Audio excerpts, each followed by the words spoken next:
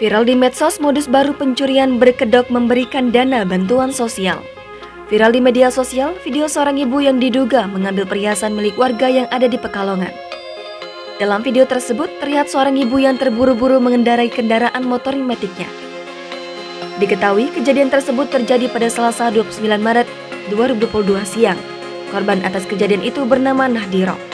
Korban bercerita jika awalnya ia didatangi seorang perempuan yang ia tak kenal menawarkan bantuan sosial. Di mana pelaku menawarkan bantuan sosial sebesar 3 juta rupiah dengan syarat dengan menunjukkan kartu.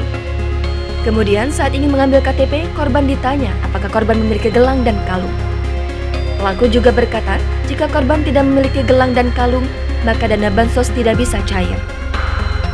Setelah ia mengambil kalung dan gelang, ia disuruh ganti baju berwarna hitam untuk difoto. Tetapi saat korban berganti pakaian, pelaku membawa kabur perhiasan dengan total hingga 15 gram. Nahdiro mengatakan keesokan harinya ia langsung melaporkan kejadian ini ke Polres Pekalongan Kota. Jangan lupa subscribe, share, komen, dan like ya!